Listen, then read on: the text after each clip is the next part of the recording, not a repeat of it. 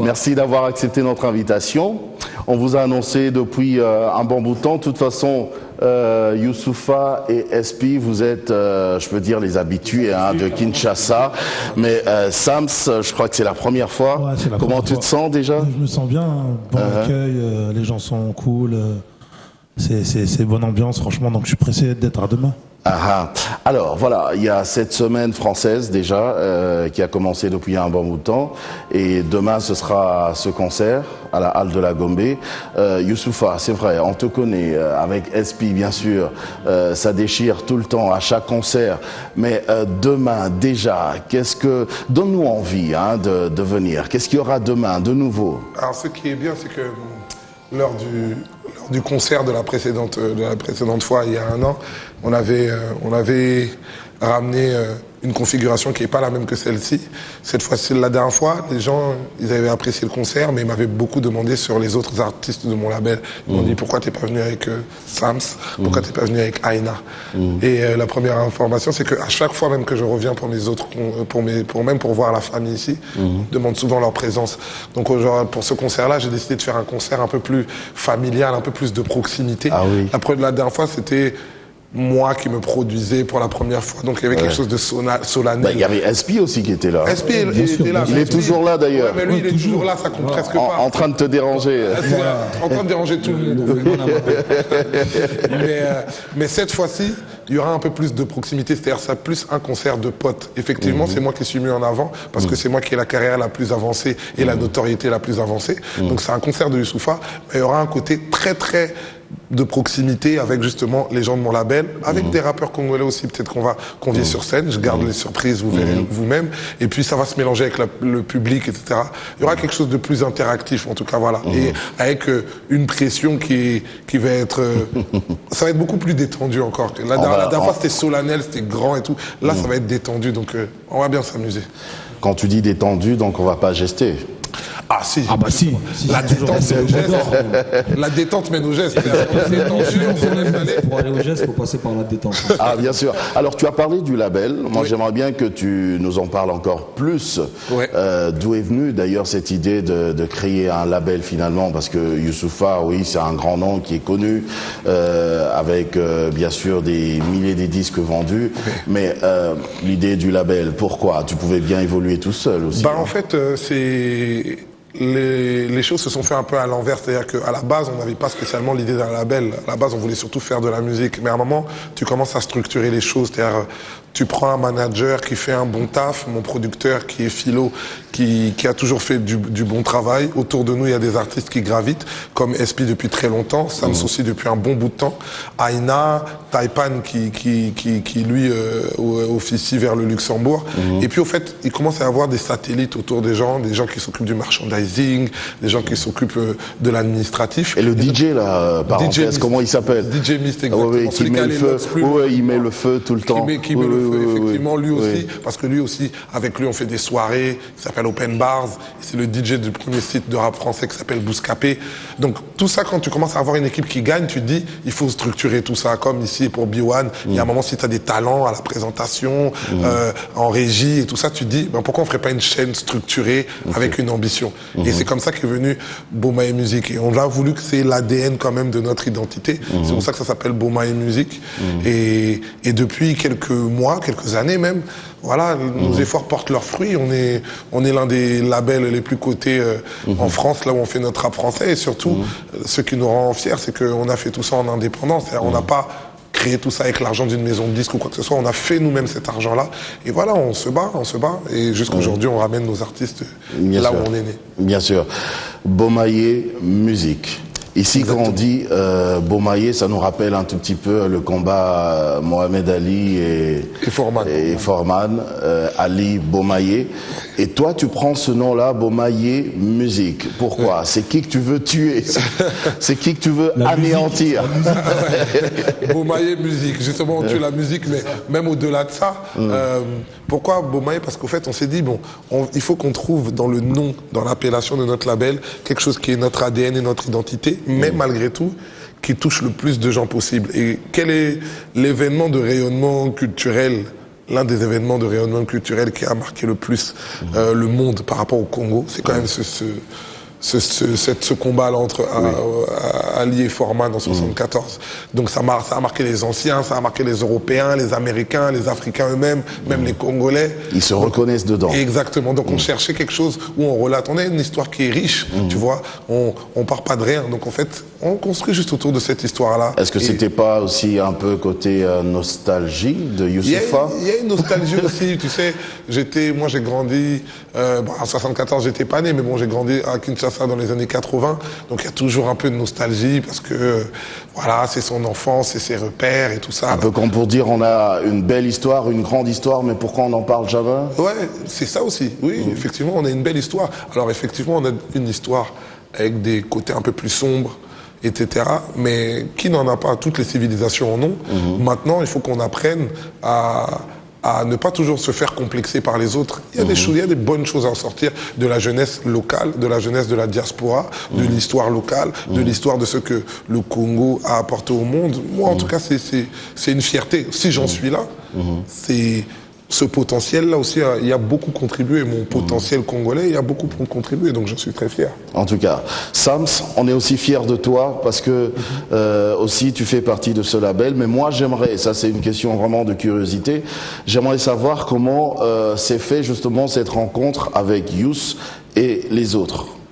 Mais date de 2006, je me rappelle, c'est Philo, via un ami en commun, qui en fait est tombé sur une vidéo de moi sur un concert. J'ai fait une première partie d'un concert Indépendance Tour, c'était Cynic, Escadrille et Tandem. Et du coup il est remonté il est tombé dessus, donc il a demandé à me voir. Mais ce qui est marrant dans l'histoire, c'est que sans le savoir, j'ai moi ma sœur qui était en cours avec Youssoupha et Philo en fait. Du coup, sans le savoir en fait, c'était comme on disait, c'était le destin qui a fait ça. Les croisés des chemins. Les croisés des chemins. Et donc du coup, c'est de là on a commencé à se connecter sur la compil aussi 2006 et on a commencé sur la tournée aussi. Donc du coup après le feeling s'est fait comme ça. Puis on a continué et puis on en est là jusqu'au jour d'aujourd'hui quoi. Et tu le supportes? Ou bien c'est l'inverse, il te supporte? Moi, je le supporte. On se supporte. Les langues se délient. Waouh, je le supporte. Je les supporte. C'est qui est réellement insupportable dans le groupe? Parce que moi, Youssoupha. Non.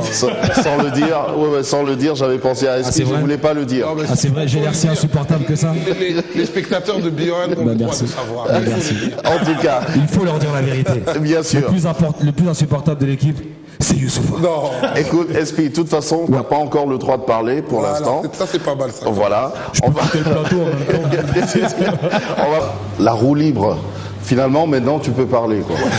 Voilà. Donc, oui, tu as le droit de parler. Sûr de toi. Est-ce que, oui. Ne regrette pas ta décision, attention. Alors, dis-moi, cette chanson, elle fait partie d'un album? Elle fait partie de mon projet qui s'appelle les Chroniques d'un DNG. C'est ton projet à toi? C'est mon projet à moi personnellement. Yes. C'est le projet en fait qui précède mon premier album qui sortira si tout se passe bien en novembre 2014, qui s'appellera Jester and Gentleman. Donc là en fait voilà, c'est un espèce de condensé un petit peu de tous les morceaux que j'ai pu sortir cette dernière année et que j'ai réunis sur un même format. Et où on peut retrouver justement ce morceau-là qui s'appelle Roue Libre Remix, parce qu'il y a la version originale aussi où je suis tout seul. Et là j'ai tenu à faire appel à mes partenaires du geste, bien entendu. Et donc voilà, ça a donné ce morceau dont je suis vraiment satisfait. Et le petit truc autour de ça, c'est que en fait, on a l'habitude de remixer à chaque fois nos morceaux. Donc Sams avait fait un remix du sien qui s'appelait Nouveau Phénomène. Youssoupha avait fait un remix qui s'appelait Haut-Parleur. Et moi, j'avais pas encore fait mon remix, donc j'étais en retard en fait. J'avais pas fait mes devoirs. Comme souvent. Voilà, exactement. Mauvais élève. Mauvais élève. Donc voilà, je tenais vraiment à les inviter là-dessus pour boucler la boucle. Et ça a été réussi parce que je suis très content. Alors, il y aura combien de chansons comme ça dedans? Alors dans le projet là, il y a 9 morceaux. Et dans l'album que je vais sortir, il y aura à peu près entre 11 et 13 titres. Ouais. Alors, Youss, je reviens à toi. À ton tour maintenant, comment t'as fait pour rencontrer les deux, Sams et SP et tous les autres? Parce que au fait, il faut dire que nous, il y a très très longtemps, à la base, on t'avait connu dans Banakin. Ouais, voilà. exactement. Banakin, c'était quoi, il Il y a déjà 10 ans, plus de 10 ans. Plus de 10 ans, plus de 10 ans. Je sais qu'il y avait pas mal de tapage autour de je me rappelle que tu avais même fait un morceau aussi avec Bill Clinton d'ailleurs à l'époque. Exactement, belle ambiance. Belle ambiance. Qui avait bien marché ici et tout ça. La seule petite frustration qu'on avait, c'est qu'on n'a pas pu venir faire un concert à Kinshasa parce que tout le monde m'en parle toujours de manière positive. Justement, après la période Banakin qui a été vraiment une belle période pour moi parce que pour moi Banakin c'était censé être mon dernier projet, mais j'avais tellement. Alors pourquoi on n'a pas retrouvé tous ces potes des Banakin avec pour être franc avec toi, la vie de groupe en tant que telle c'est pas facile quand même. On a tous des aspirations un peu différentes et les autres ils avaient des aspirations que moi personnellement je partageais pas ou que Philo il partageait pas ou peut-être moi et Philo on avait des aspirations que les autres avaient partageaient pas. Donc du coup à un moment les routes se sont séparées naturellement. Mais bon, on est toujours en bon terme, mais c'est juste qu'à un moment, dans un projet, c'est dur de réfléchir à plusieurs têtes. Il y a quelqu'un qui dit toujours, pour prendre des décisions, il faut être toujours un chiffre impair, et 3 c'est déjà trop. Donc ça veut dire qu'en vrai, il faut être seul. Donc j'ai décidé d'être seul. Et à partir de ce moment-là, j'ai décidé de commencer à faire mes projets tout seul. Et puis bon, moi ça m'a bien réussi. 1 album, 2 albums, le 3e dont tu as parlé, Noir Désir, qui est devenu disque d'or, disque de platine. Et au fait, eux, ils ont toujours été à mes côtés, mais naturellement, sans, on s'est jamais posé pour dire je suis ton producteur ou je suis ton producteur. C'est finalement on rappait ensemble, on rappe ensemble. L'appétit vient en mangeant, les affinités naturelles. Et puis tu sais, voilà, moi je suis très croyant. Je crois beaucoup aux signes que Dieu nous envoie. Tout à l'heure il disait Sams que finalement on connaissait déjà des membres de sa famille, même quand on l'a connu après, mais on a réalisé qu'on connaissait des membres de sa famille après coup. Et il se passe la même chose. Il s'est passé la même chose avec SP par exemple. Pas plus tard que il y a 1 heure. Il y a 1 heure, ouais. C'est-à-dire pour te dire, je te dis l'anecdote même en exclusivité. Je l'ai amené là où j'ai grandi parce que lui il n'avait jamais eu l'occasion de venir là où j'ai grandi. Moi j'ai grandi dans la commune de Kinshasa sur l'avenue Kigoma, au croisement de l'avenue de Kigoma et de l'avenue de l'école. Exactement. Et je lui en parle tout le temps de mon quartier, de là où je joue au foot, de mes amis, tout ça. Je l'invite à venir parce que là, à chaque fois on est un peu rapide, c'est dur et tout. Bon, lui aussi il a de la famille ici à Kinshasa parce que lui aussi il est d'origine congolaise. Et tout à l'heure quand il vient chez moi, il descend de la voiture et quelqu'un l'appelle dans ma rue, alors qu'on est dans ma rue à moi.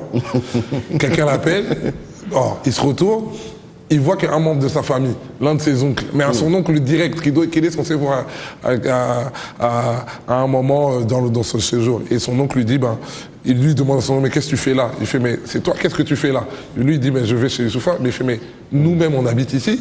Et en fait, en vrai, on a réalisé que sa famille, c'est les voisins de ma famille. On habite dans le même quartier. Exactement. Sur l'avenue Kigoma, là. On a découvert ça il y a 1 heure. Il y a 1 heure. Alors qu'on se connaît depuis 10 ans. Exactement. Tu vois. Donc, et toi-même, tu le savais pas? Moi-même, je savais pas. Personne ne le savait. Que j'étais ni ma mère, ni ma famille, ni sa famille. Exactement. On l'a découvert tout à l'heure. On habite dans la même avenue. Parce qu'en fait, j'ai un côté de ma famille, du côté de ma mère, qui est de Bandal. Donc moi, je savais que j'étais de Bandal. Et finalement, je viens de Kigoma aussi. Voilà. Comme lui. Et j'habite en face de chez lui. Et le pire, c'est que je lui parlais de chez moi tout le temps. Mais en fait, je parlais de chez lui. De chez moi. Et donc voilà. Donc tu sais, il n'y a pas de signe. Et puis du coup, ça confirme certains choix. Quand on a décidé de se faire confiance, on a fait des projets ensemble. De toute façon, il n'est pas de Kinshasa. Ouais. Voilà. Donc. Mais lui, ça s'est fait comment? Là, on s'entend. Si t'es voisin, on arrête l'émission. Là, par contre, on arrête l'émission. Mais lui, par contre, tu l'as rencontré comment? Lui, justement, en fait, lui, on avait vu un freestyle à lui. Philo a commencé à m'en parler. Moi aussi, j'ai écouté. Et comme dirait quelqu'un, il avait la bave. Il rappait avec la bave.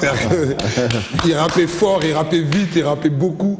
Et au fait, après, on a commencé à travailler ensemble et tout. Et un jour, je sais plus si c'était dans mon sens ou dans son sens à lui, où il me présente sa sœur, ou moi je lui présente une amie à moi, avec qui j'étais à la fac. Et il me dit, mais c'est ma sœur.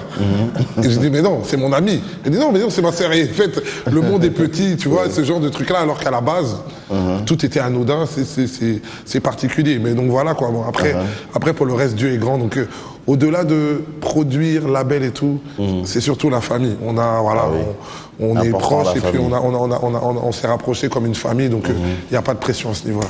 À t'entendre parler, quelque part, c'est un peu comme si tu cherches tout le temps à confirmer, toi et SP, à confirmer que vous êtes des vrais Kinois, c'est ça? Oui, sûr, mais bien sûr. Bien sûr, c'est important. C'est pas mauvais, hein. Non, mais c'est plutôt une bonne pas chose. mauvais. Bien sûr. C'est pas Moi, mauvais.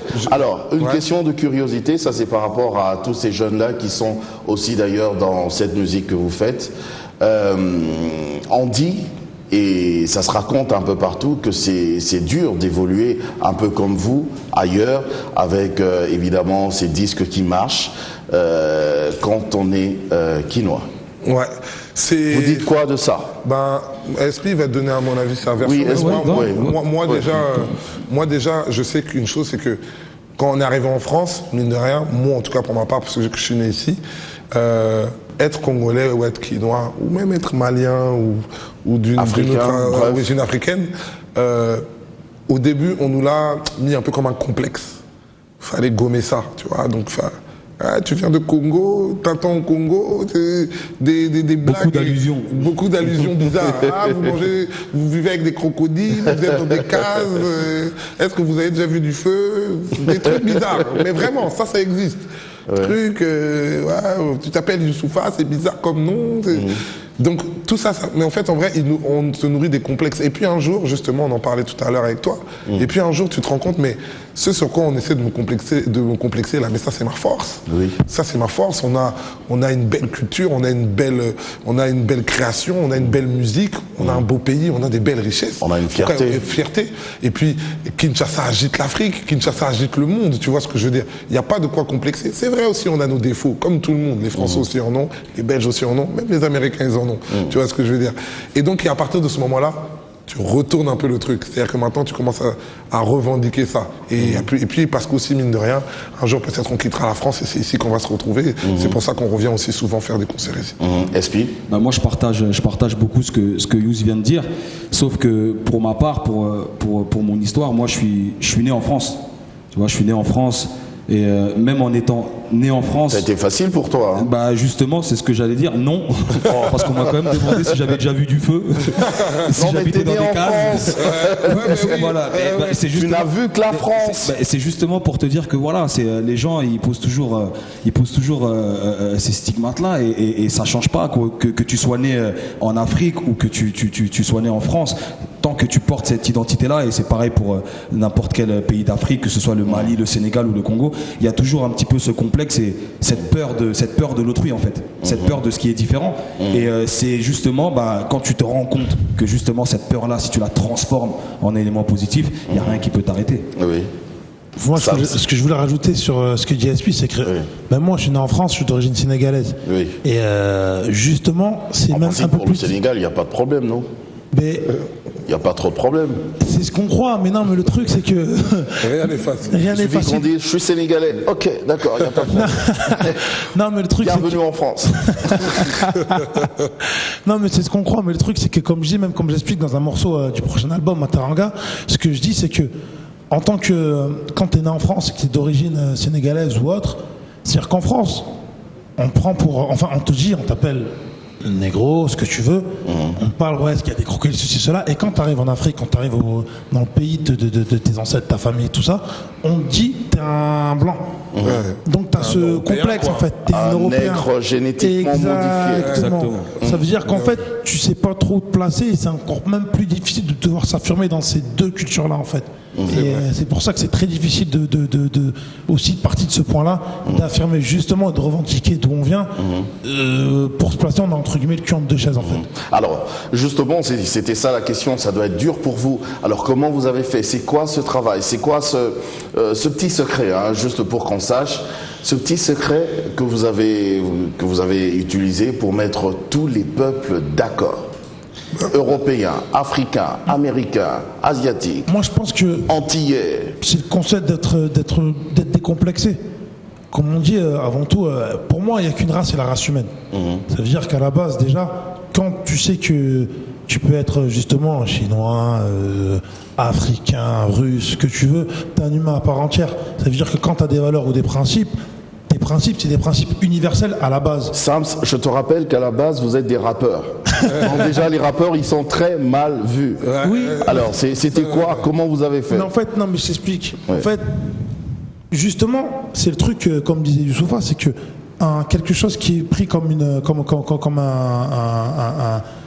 un blâme, tu le retournes à ta manière. Je marche, si je mets, je mets un costard, je marche dehors, je dis bonjour à tout le monde. On peut me retrouver sur scène avec un micro. Le truc, l'habit fait pas le moine en fait. Ça veut dire que justement, en tant que rappeur, si par exemple on est là à discuter justement, c'est que en tant que rappeur aussi on a une conscience, on sait parler, et c'est ce truc-là de justement apporter ce côté humain et pas apporter ce côté caricatif, genre on est des rappeurs, on doit faire les mecs durs ou quoi que ce soit. Et c'est ce truc-là, cette bonne énergie. Quand on amène ce feeling, après c'est des choses qui s'expliquent pas et c'est cette bonne énergie qu'on donne et qui fait que justement les gens. Et puis pour saupoudrer, comme on le dit bien dans notre équipe, c'est que en fait on a aussi ce côté, comme il disait Yous tout à l'heure, familial. C'est-à-dire qu'on est tous sur le même label, mais on n'a pas de contrat. Tu vois, juste pour te dire que c'est la confiance. C'est dangereux ça. Non. Sincèrement, c'est la confiance qui règne. C'est-à-dire qu'on n'a pas peur les uns des autres, on n'a pas peur de ce que l'un ou l'autre peut faire parce qu'au moindre problème, on en parlera. Et je pense que les gens. Le niveau que vous avez maintenant, vous n'avez pas de contrat. Non, mais vous basez sur la confiance. On a un contrat moral en fait, si tu veux. On a un contrat moral. Et à mon avis, je pense que les gens, quand ils écoutent notre musique ou quand ils regardent nos clips, ils ressentent justement cette détente-là, tu vois, et cette envie de s'amuser et de proposer quelque chose de différent. Tu vois, d'essayer de se démarquer à notre manière, et c'est pour ça d'ailleurs qu'on a créé le geste. Voilà, en même temps nous saluons tous ceux qui nous suivent en Guinée équatoriale, nous vous disons bonsoir. Voilà, avant de nous raconter la petite histoire autour de cette chanson Bomaye, j'ai vu sur ton t-shirt Run DMC. Oui. C'est juste comme ça, pour rien. Tu as porté un t-shirt pour les Run DMC. Ils t'ont longtemps inspiré, les Run DMC. Qui se portent pas pour rien.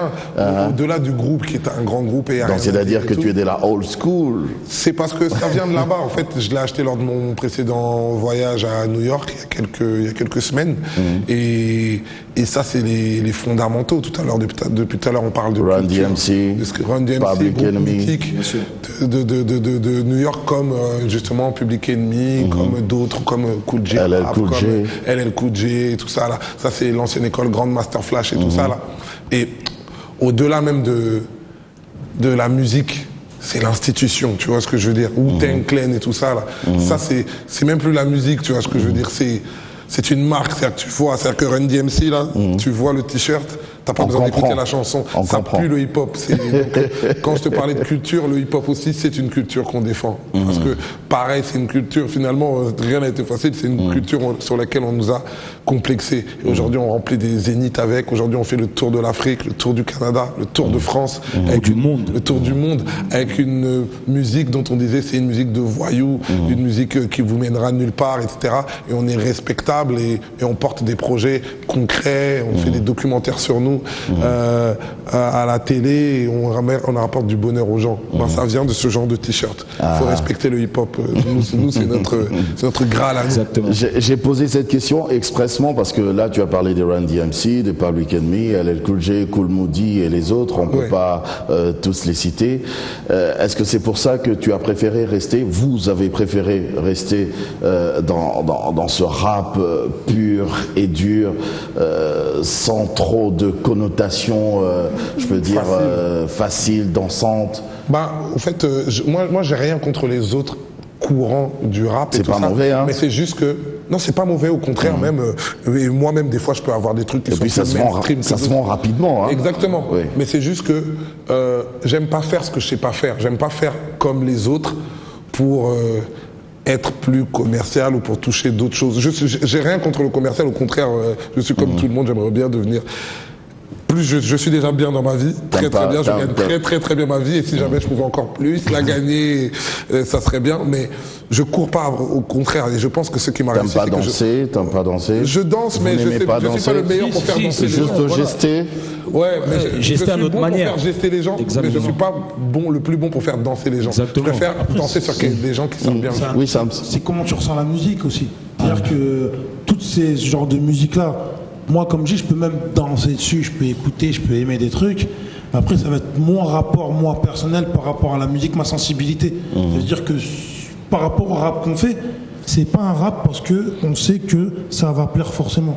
Comme on a dit, nous, c'est en indé, donc on prend des risques. Ça veut dire que on fait la musique à laquelle on est sensible, et c'est les gens qui sont sensibilisés par cette sensibilité-là, en fait. Donc, en fait, on calcule rien à la base, on le fait justement, comme il a dit SP, à la base, c'est familial, donc on le fait, c'est l'énergie qu'on donne qui fait qu'après, ça a des répercussions. Mais sur le coup, on calcule vraiment pas, quoi. Et puis, les gens nous aiment bien comme ça. Ouais, voilà. Tu sais, et nous-mêmes, on s'aime bien comme ça, même. Ouais. Donc, il y a des gens qui nous soutiennent sous cette forme-là. Il faut vraiment... la meilleure manière d'être original, la meilleure manière d'être différent, c'est d'être soi-même. Faut être soi-même, faut pas s'inventer. Beaucoup de gens ont tué leur carrière, ont niqué leur carrière à vouloir prendre des postulats qui n'étaient pas les autres. Si pour danser, c'est peut-être mieux, je sais pas pourquoi je parle de musique congolaise, comme ça j'ouvre encore plus de débat, c'est peut-être mieux Zaïko que Simaro. Simaro, ça te fait réfléchir, c'est profond, etc. Si Simaro commence à faire du Zaïko, où va-t-on? Si Zaïko commence à faire du Simaro, moi ça m'ennuie. J'ai envie que Zaïko me fasse danser, j'ai envie que Simaro me fasse réfléchir, parce que Jossard, c'est un danseur, et que Simaro, c'est un auteur. C'est ça, chacun dans sa case. Et les choses avancent le mieux. C'était une parenthèse. Alors, la petite histoire autour de cette chanson, Bomaye. Bomaye. Et même dans le clip, voilà, on retrouve encore toujours les mêmes. Voilà, le retour, le geste et le retour toujours aux racines. Ça change pas. Ça change pas, parce que, en fait, ce morceau-là, il est sorti dans un contexte. Si tu t'ennuies tellement là où tu es, alors reviens carrément à Kinshasa, parce que... Ça va finir par arriver, hein. Tu sais, t'es pas le premier à me dire ça. Et à force qu'on me le dise, je crois que je vais devoir appliquer ça. Mais non, pour être sérieux, au fait, c'était une chanson pour annoncer que j'étais en studio, parce que je suis parti en tournée pendant longtemps, j'allais dire à cause, non, grâce à l'album Noir Désir. Et moi, c'est ce que je préfère, les concerts. Et puis, les gens commençaient, mes fans et mes supporters commençaient à s'inquiéter. Mais c'est quand que tu nous fais un autre album? Donc, ça, ces morceaux-là, c'était pour leur signaler que je suis rentré en studio, je suis bien entouré avec ma famille, les gens avec qui je suis dans le meilleur confort de travail. Et voilà, et que on arrive avec un appétit de tueur. Le discours, c'est toujours Bomaye. Il y en a qui s'inquiétaient si jamais je vais changer un peu dans la musique. Il est hors de question. Rien ne va changer. On va faire la même chose en mieux. Et donc voilà, Bomaye, c'est pour ça la bonne humeur, l'équipe. Tout le monde retrouve ses repères. Et du coup, c'était la meilleure manière d'annoncer le prochain album, Négritude. Donc les gens l'attendent, je suis content. Mais pour l'instant, c'est pas maintenant. C'est pas maintenant. Il va falloir patienter encore un peu.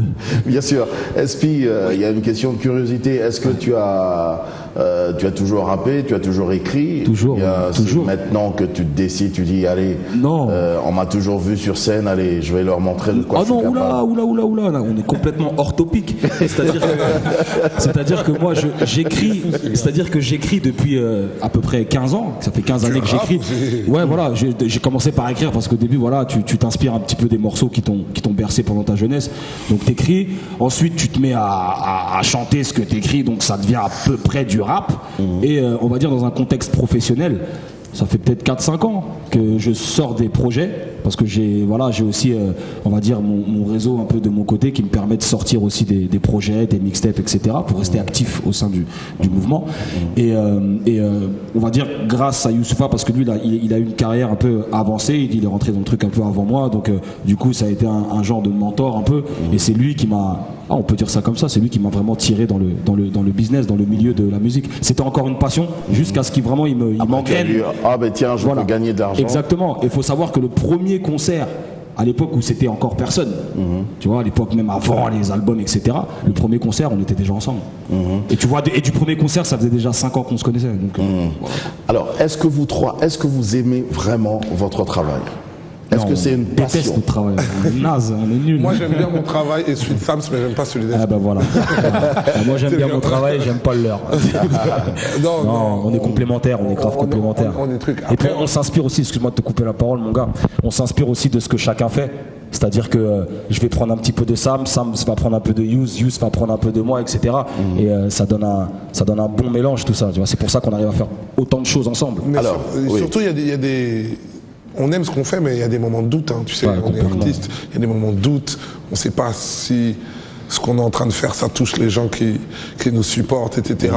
Donc, c'est à ces moments-là que les gens qui t'entourent sont d'une grande aide, pas seulement pour te dire ouais, t'es le plus grand, t'es le plus beau, t'es le meilleur, tu rappes le mieux du monde, etc. Mais pour te dire ah ça peut être mieux ou ça fais attention à ça, parce que j'aime pas les artistes qui sont entourés de ce que j'appelle les yes man.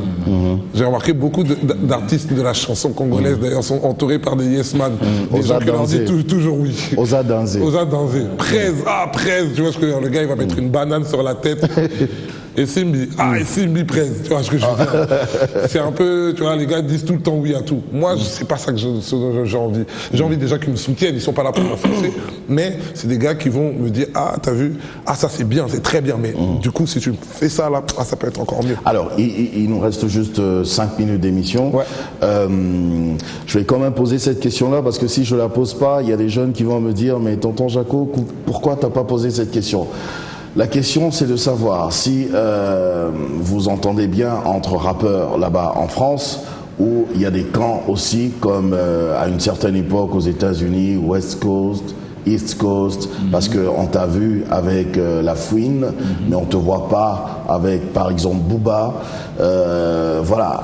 Explique-nous. J'ai ma réponse. En quelques mots. Sans piège, sans que tu dises. Il n'y a pas de piège. Non, mais moi, je vais te poser une question, mais tu vas voir où est-ce que je vais en venir. Toi, Jaco, moi, je pose. Tonton Jaco, moi, je pose. Bien côté chez B1, et tout le monde m'a dit du bien de toi. Mais tu vois, il y a beaucoup de médias, par exemple, au Congo. Est-ce que, sans donner de nom, tu t'entends pas bien avec tout le monde, tu dois avoir des affinités et d'autres avec moins d'affinités avec d'autres médias. Non, moi je suis le tonton. Avec tout le monde. Moi je suis le tonton. D'ailleurs on m'appelle le tonton national. Donc, je suis le tonton de tout le monde. Mais vous. Non mais ça c'est à cause de ton costard. Ça compte pas.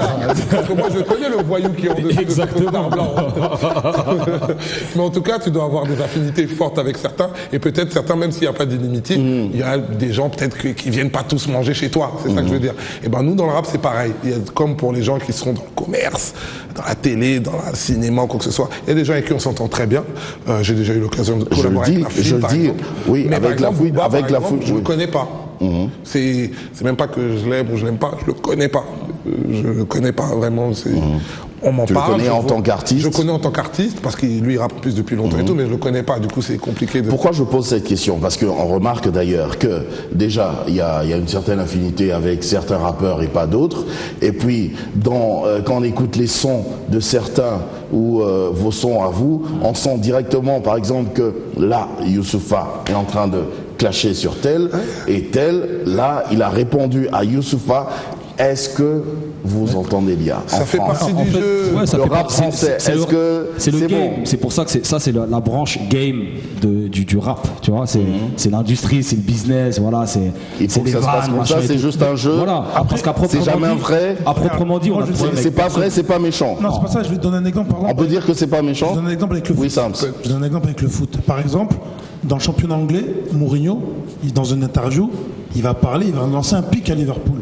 Mais ça ne veut pas dire qu'il va dans la rue qu'il va se taper avec l'entraîneur ou quoi que ce soit. C'est fait exprès, c'est des attouchements psychologiques, mais c'est pour faire. C'est comme on parlait de Mohamed Ali. Mohamed Ali à ses adversaires, il faisait quoi? Quand il parlait, il les provoquait. Ça se passait sur le ring, mais après, les mecs ils serrent dans le bras. C'est pour ça qu'on appelle ça le noblard. En fait, dans le rap, il faut comprendre que c'est la même chose. On peut s'envoyer des pics, se déstabiliser. On peut dire que c'est du battle. Ouais, il y a l'esprit. C'est l'esprit de compétition, en fait. C'est l'esprit de compétition. Et c'est pour ça, après, il y a forcément, avec Internet et toute la masse, les gens qui vont gonfler les histoires, qui vont modifier. Il faut vendre du papier. Ça fait partie du jeu. Donc, il y en a qui vont vouloir vendre du papier, de l'article. Donc, forcément, ça crée une marmeur. Alors, c'est-à-dire que pour un prochain concert, si un producteur disait bon allez on va vous produire Bomaye Musique avec Booba par exemple, il n'y aura pas de problème. Moi je vais te dire, au fait, si jamais par exemple tu fais un concert Youssoupha, Booba ou Youssoupha, La Fouine que je connais bien, ou Youssoupha, je sais pas moi, qui est venu encore ici, Black Kent ou n'importe qui, il n'y a pas de problème, il n'y a vraiment aucun problème. Mais par contre sur scène, on va essayer de lui faire du mal. C'est-à-dire qu'on va essayer, moi je vais venir pour être meilleur que lui. C'est ça. D'accord. Je vais pas dire, dans l'esprit, hip-hop. je vais pas dire, ah bah non, t'as vu, il vient, tranquille. Non, je vais venir pour le mettre à l'amende. Sinon, ça n'a aucun intérêt. Donc, ramène-moi qui tu veux, ou Booba, ou La Fuite, ou truc et tout. Et puis voilà, après à la fin, on peut se retrouver. Y a pas de problème. C'était bien, tu as bien rappé. Bien sûr, tranquille, se Bravo saluer, man, tout ça. bravo man. Ok. Voilà, Business seulement. mais c'est important dans ce qu'on fait, nous, dans notre art, c'est important de s'autoproclamer clair, hein, numéro pour nous, c'est 1. clair. C'est important de s'autoproclamer numéro 1. Je vais aller même plus loin. Tu sais quoi? Quand on pose des morceaux comme t'as passé tout à l'heure, Roue Libre, qu'on pose nous trois, même nous-mêmes, on est en guerre. Nous-mêmes, c'est la compétition, c'est l'acharnement.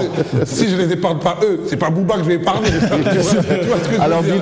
dites-moi juste un dernier mot pour le concert de demain, pour terminer.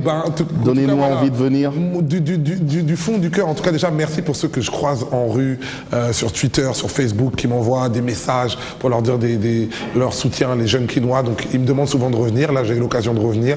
C'est encore avec plaisir. Je leur ai ramené tous les soldats dont ils m'avaient parlé, notamment Sams, dont tout le monde me disait Sams, il faut qu'ils viennent et tout. Aïna vient pour la touche féminine. Ça va être un concert de proximité. La halle de la Gombe est prête en plus, donc on va enlever les chaises. Ouais, non, mais on va virer les chaises. On va virer les chaises. Pour bien gester. Pour bien gester. Avoir de la place. On va se donner de la place et on va vraiment se faire plaisir. Comme je l'aurais dit encore, ça va être un concert de proximité. C'est pas la concert de la star Youssoupha dans un coin et de son public de l'autre côté. Non, on va être ensemble et on va essayer de créer cette connivence pour le hip-hop congolais. Donc venez nombreux, on va bien s'amuser. Exactement. Je voudrais juste rajouter un truc, moi, pour toute la jeunesse congolaise qui nous regarde.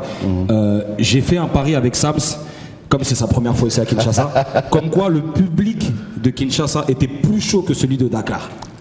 Donc moi je veux vraiment que les jeunes viennent montrer à Sams qui est là, que on est plus chaud que le public de Dakar. Parce qu'à Dakar on sait faire la fête. Attention Dakar ils sont forts. Attention Dakar ils sont très forts. Attention ils sont très forts. Mais ici on Dakar est un grand geste. Je viens pour représenter Dakar. Maintenant je le mets au défi le public, la jeunesse quinoise. Moi, c'est la première fois. Et comme je dis, toutes les premières fois sont inoubliables. Moi, sachez que moi, je vais mouiller le maillot comme si tout Dakar était à Kin. La première impression reste. Ah oui. Dit-on. T'inquiète pas. Ça va être une impression indélébile. En tout cas, Sams, SP, Yes sir. Yous, merci. Merci beaucoup. Merci à toi Tonton Jaco. Et Tonton Jaco. Costard s'il te plaît. La prochaine fois je le vois. Oui, mais moi je sais quel voyou se cache. On discute hors caméra. L'habit ne fait pas le moine. Les voyous sont en costard blanc. Exactement. Venez. Les spectateurs de Biwan ont le droit de savoir. Venez tous en concert demain à la halle de la Gombe à partir de 19h. Ne ratez pas ça. Ne ratez pas ça parce qu'on va tous gester. Merci de nous avoir suivis de partout. On va se retrouver la semaine prochaine pour un autre numéro de Sur le Plateau. Au revoir.